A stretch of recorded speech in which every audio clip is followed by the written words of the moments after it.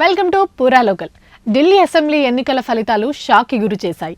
Aam Aadmi party అధినేత మాజీ CM Arvind Kejriwal New Delhi నుంచి పోటీ చేసి ఓటమి పాలయ్యారు. 3000 ఓట్ల తేడా కేజ్రీవాల్ ఓటమి ఆప్ పార్టీని షాక్ గురి చేసింది. న్యూఢిల్లీ అసెంబ్లీ స్థానం నుంచి వరుసగా 3 సార్లు ఎమ్మెల్యేగా ఎన్నికైన కేజ్రీవాల్ 4సారి ఓడిపోవడం, అది కూడా పార్టీ అధినేత కావడం విశేషం.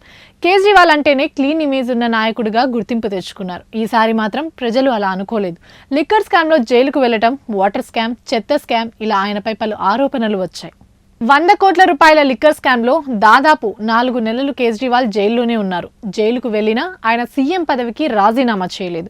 జైలు నుంచి బెయిల్పై బయటకు వచ్చిన తర్వాత రాజీనామా చేసి అతిషికి సీఎం పదవిని కట్టబెట్టారు. పేదల ముఖ్యమంత్రిగా పేరున్న కేజ్రీవాల్, పేదల గురించి మాట్లాడే కేజ్రీవాల్ సీఎం అధికారిక భవనం మరమ్మతులకు కోట్ల రూపాయలు ఖర్చు పెట్టడం పైన బీజేపీ చేసిన విమర్శలు, ఆరోపణలు ప్రజల్లోకి బలంగా వెళ్లాయి.